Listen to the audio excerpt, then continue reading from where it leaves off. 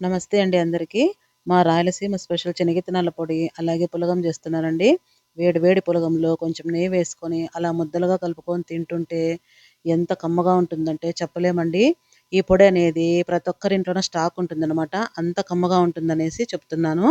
ఇక్కడొచ్చేసి ఒక గ్లాసు సోనా మసూరి బియ్యం తీసుకుంటున్నాను. అదే గ్లాస్‌తోనే పెసరబ్యాలనమాట. ఇది బాగా వేయించుకోవాలి మంచి వాసనొచ్చేదాకా.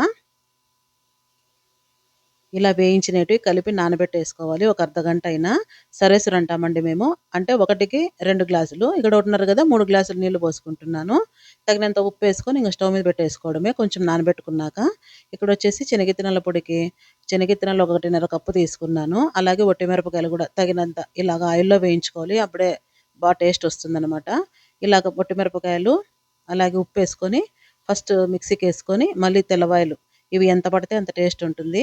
దంచుకున్న, రుబ్బుకున్న ఇంకా టేస్ట్ ఉంటుంది. నాకు ఆ ఫెసిలిటీ లేదు కాబట్టి మిక్సీలో వేసుకుంటున్నాను. ఇలాగ ముద్దలాగా అయిపోతుంది పొడి. మంచి గుమగుమలాడుతూ. ఇంగిక్కడ పులగం కూడా రెడీ అయిపోయిందండి. దమ్ము గడిచాను. అంతేనండి. మీకు నచ్చుతుందనుకుంటున్నాను. మరిన్ని మంచి రెసిపీస్‌తో వస్తుంటాను. సబ్స్క్రైబ్ చేసుకోండి. Thanks for watching.